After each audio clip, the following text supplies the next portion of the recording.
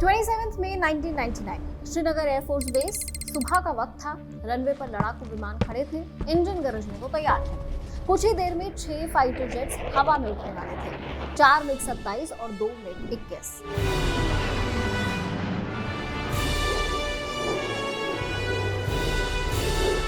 Mission साफ था। पहले मिग 27 कारगिल की बर्फीली पहाड़ियों में दुश्मन के मुंथो ढालो सप्लाई बेस को तबाह करेंगे। फिर मिग 21 उस इलाके की रेकी करके अटैक करके सक्सेस पाएंगे। लेकिन शायद अंदाजा नहीं था कि अगले कुछ घंटे उनकी पूरी जिंदगी बदलने वाले हैं। पहाड़ों के ऊपर पहुंचते ही एक मिग 27 का इंजन अचानक बंद हो गया।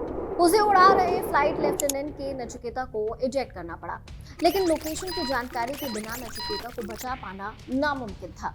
तभी आसमान में उड़ रहे एक दूसरे पायलट ने उनकी लोकेशन आइडेंटिफाई करने का फैसला कर लिया। वो थे स्क्वाड्रन लीडर अजय आहूजा। आहूजा जानते थे कि नीचे दुश्मन है, जानते थे कि उनकी अपनी जान खतरे में है। फिर भी वो नचिकेता की तलाश में वापस मुड़ गए। कुछ ही मिनट बाद स्ट्रिंगर मिसाइल ने उनके मिग 21 को निशाना बना लिया। आहूजा ने इजेक्ट किया, लेकिन जमीन पर उतरने के बाद वो दुश्मन के हाथ लग गए और फिर पाकिस्तानियों ने उनकी बेरहमी से हत्या कर दी। श्रीनगर एयरबेस में बैठे आहूजा के commanding officer BS Dhanoa radio पर सिर्फ खामोशी सुन रहे थे।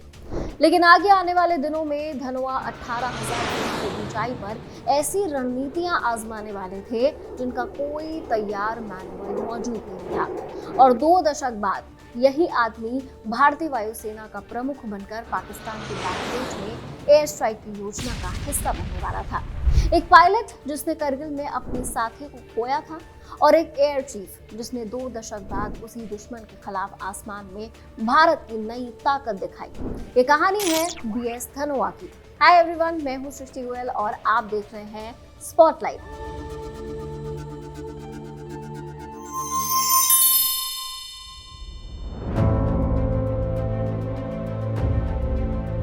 7 सितंबर 1957 बिहार के देवघर में एक सिख परिवार के घर एक बच्चे की पहली किलकारी गूंजी। उसका नाम रखा गया बीरेंद्र सिंह धनोआ। पिता सुरेंद्र सिंह एक दिग्गज IAS अधिकारी थे। उन्होंने पंजाब और बिहार दोनों राज्यों में मुख्य सचिव का पद संभाला। पंजाब के राज्यपाल के सलाहकार रहे और देश के चुनाव आयुक्त जैसी अहम जिम्मेदारियां भी निभाई। लेकिन धनोआ परिवार का नाता सिर्फ प्रशासनिक कागजों तक सीमित नहीं था। वहां वर्दी का रौब और शौर्य भी परिवार की पहचान थी। उनके दादा कप्तान संत सिंह ब्रिटिश इंडियन आर्मी में थे। दूसरे विश्व युद्ध में कई मोर्चों पर बहादुरी से लड़े थे। एक तरफ प्रशासनिक अनुशासन की दुनिया थी, तो दूसरी तरफ सेना का अदम्य साहस।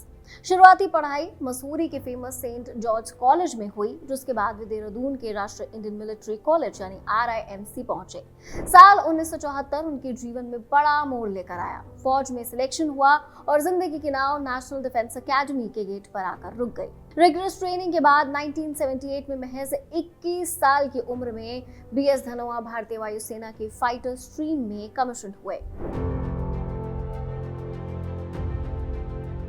जनवरी फरवरी 1999 सर्दी के उन महीनों में जब कश्मीर की पहाड़ियां बर्फ की चादर में लिपटी थीं और रास्ते बंद थे, LOC के उस पार एक साजिश बुनी जा रही थी। पाकिस्तानी सेना ने चुपचाप मुजाहिदीनों के भेस में मुश्को, द्रास, करगिल, बटालिक और तुर्तुक तक तकरीबन 168 किलोमीटर हिस्से में फैली बर्फीली चोटियों पर कब्जा जमा लिया। इन चोटियों के नीचे से गुजरने वाला श्रीनगर लेह हाईवे सीधे दुश्मन की तोपों की जद में आ चुका था। ये हाईवे करगिल और लद्दाख को भारत से जोड़ने की इकलौती कड़ी थी। मई 1999 तक भारतीय सेना को घुसपैठ का अंदाजा हो चुका था। जमीन पर भारतीय थल सेना का भयंकर युद्ध जारी था और अब बारी थी आसमान से प्रहार करने की। उस समय wing commander Dhanoa golden arrows squadron के कमांडिंग ऑफिसर थे। स्क्वाड्रन को बठिंडा से तुरंत श्रीनगर फॉरवर्ड बेस पर मूव करने का आदेश मिला और शुरू हुआ ऑपरेशन सफेद सागर। इस ऑपरेशन के सामने 2 चुनौतियां थी। पहली, सरकार का सख्त आदेश था कि किसी भी सूरत में LOC पार नहीं करनी है। दूसरी चुनौती थी 16,000 से 18,000 फीट की ऊंचाई, जहां हवा पतली हो जाती है, लड़ाकू विमानों का बिहेवियर बदल जाता है, बमों की ट्रेजेक्टरी में फर्क पड़ता है और बर्फीली चोटियों में छिपे ठिकानों को पहचानना नामुमकिन सा हो जाता है। ऐसे युद्ध को लड़ने के लिए वायुसेना के पास कोई रेडीमेड मैनुअल नहीं था। उन्हें युद्ध के मैदान में ही तरीके इजाद करने थे। शुरुआत में गोल्डन एरोज को वो काम मिला जिसमें वो माहिर थे, रेकी करना। 21 मई 1999 को स्क्वाड्रन लीडर अजय आहूजा और स्क्वाड्रन लीडर पी नारायण ने मुक्षु घाटी में पहला फाइटर रेकी मिशन उड़ाया। कुछ ही दिनों बाद commanding officer wing commander BS Dhanoa ने खुद टाइगर हिल और टोलोलिंग के ऊपर से उड़ानें भरी। जब इन विमानों के कैमरे की फिल्म डेवलप हुई तो पता चला कि दुश्मन सिर्फ बैठा नहीं बल्कि मजबूती से जम चुका है। उसके बाद रसद है, हथियार है और सप्लाई लाइंस भी चालू हैं। फिर आया 27 मई 1999 का वो काला दिन। मुंथो ढालो का मिशन, नचिकेता MiG-27 के इंजन का फ्लेम आउट होना, फ्लाइट लेफ्टिनेंट नचिकेता का इजेक्ट होना और अपने साथी की तलाश में वापस मुड़े स्क्वाड्रन लीडर अजय आहूजा का स्ट्रिंगर मिसाइल से शिकार हो जाना। अजय आहूजा की शहादत ने करगिल के युद्ध को धनोआ के लिए पेशेवर से व्यक्तिगत बना दिया था। करगिल के युद्ध ने एयर वॉरफेयर का इतिहास बदल दिया। पहले सिचुएशन समझिए। पहले तो दुश्मन 18,000 फीट की ऊंचाई पर बैठा था। पहाड़ों पर बैठे इस दुश्मन के पास एंटी एयरक्राफ्ट मिसाइल थी जो 10,000 फीट की ऊंचाई तक, यानी हवाई जहाज को अगर अटैक करना है तो कम से कम 30,000 फीट की ऊंचाई पर उड़ना होगा, यानी बादलों से भी ऊपर। बादलों से ऊपर उड़ते वक्त जमीन पर दुश्मन नजर नहीं आता। उसे मारने के लिए जीपीएस और लेजर गाइडेंस बॉम्ब का सहारा लिया जाता है। जीपीएस की मदद से दुश्मन की लोकेशन फिक्स की जाती है। फिर एक ऑटोमेटेड बम दागे जाते हैं जो हर हाल में मार्क की हुई लोकेशन पर गिरते हैं। 1999 में सिर्फ मिराज 2000 प्लेन ही ये करतब दिखा सकते थे, लेकिन 1998 में जब भारत ने परमाणु परीक्षण किया, जो दुनिया भर के देशों ने भारत पर सैंक्शंस ठोक दिए। लेजर गाइडेड बॉम्ब्स विमानों में नहीं लग पाए। उधर भारत के MiG-21 जैसे विमान 30,000 फीट पर उड़ सकते थे, पर उनमें लेजर गाइडेड बॉम्ब वाली टेक्नोलॉजी नहीं थी। लेकिन धनोआ और उनके पायलट्स ने इसे मुमकिन बनाया। श्रीनगर एयरफोर्स बेस एक रिसर्च एंड डेवलपमेंट सेंटर बन गया। प्लेन के डाइव एंगल्स, रिलीज हाइट्स और टारगेट मार्किंग पर रिसर्च हुई और कुछ ही दिनों के अंदर ही नए तरीके खोज निकाले गए।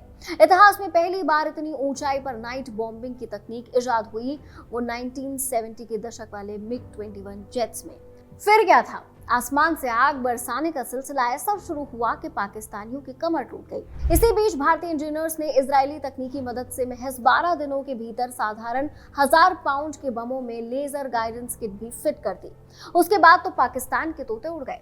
युद्ध खत्म होने पर गोल्डन एरोज इंडियन एयरफोर्स की सबसे डेकोरेटेड स्क्वाड्रन बनी, यानी सभी स्क्वाड्रन्स के कंपैरिजन में सबसे ज्यादा मेडल्स इस एक स्क्वाड्रन को मिले। विंग कमांडर धनोआ को उनके साहसिक नेतृत्व के लिए युद्ध सेवा मेडल और वायु सेना मेडल से नवाजा गया। करगिल के बाद भी धनोआ का करियर राष्ट्र सुरक्षा के सबसे महत्वपूर्ण मोर्चों से जुड़ा रहा। 2001 के संसद हमले के बाद वे एयर हेडक्वार्टर में डायरेक्टर ऑफ टारगेटिंग सेल रहे। जून 2015 में वे वायुसेना के वाइस चीफ बने और 31 दिसंबर 2016 को बीएस धनोआ ने भारतीय वायुसेना के 25वें एयर चीफ मार्शल के तौर पर कमान संभाली। 14 फेब 2019 पुलवामा में सीआरपीएफ के काफिले पर हुए सुसाइड अटैक ने पूरे देश को झकझोर कर रख दिया। 40 जवानों की शहादत के बाद भारत और पाकिस्तान के बीच तनाव चरम सीमा पर पहुंच गया। बारूद की गंध हवा में घुल चुकी थी और देश एक निर्णायक जवाब का इंतजार कर रहा था। फिर आया 26 फरवरी 2019 का वो ऐतिहासिक दिन।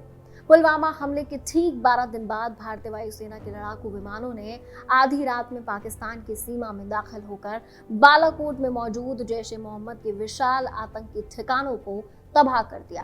1971 के युद्ध के बाद से पहला मौका था जब भारतीय वायुसेना ने अंतर्राष्ट्रीय सीमा को पार करके हवाई हमला किया था। अगले ही दिन 27 फरवरी को पाकिस्तानी वायुसेना ने भारतीय सैन्य ठिकानों को निशाना बनाने की कोशिश की, जिसके जवाब में दोनों देशों के फाइटर जेट्स के बीच डॉग फाइट शुरू हो गई। इसी दौरान विंग कमांडर अभिनंदन वर्धमान ने अपने पुराने MiG-21 बिसॉन से पाकिस्तान के F-16 को मार गिराया था। हालांकि उनका अपना विमान भी इस डॉग फाइट में डिस्ट्रॉय हो गया और उन्हें इजेक्ट करना पड़ा। एक बार फिर धनोआ का पायलट पाकिस्तानियों की गिरफ्त में था, लेकिन इस बार कूटनीतिक दबाव के आगे झुकते हुए पाकिस्तान ने अभिनंदन को रिहा कर दिया। 1 मार्च 2019 की रात करीब 9 बजे वाघा अटारी बॉर्डर पर जब अपनी खास मूंछों और बुलंद हौसलों के साथ अभिनंदन ने भारत की सरजमी पर पहला कदम रखा तो पूरा देश खुशी से झूम उठा। अपने पायलट को लेने खुद air chief marshal BS Dhanoa पहुंचे थे। 1978 में 21 साल की उम्र में वायुसेना में कदम रखने वाले एक युवा पायलट से लेकर 18,000 फीट पर बमबारी के नए नियम लिखने वाले एक कमांडर और फिर पूरे देश की युवा सेना की कमान संभालने वाले air chief marshal BS Dhanoa का ये सफर शौर्य की मिसाल है। बहरहाल आज के लिए इतना ही। देखते रहिए जिंदाबाद।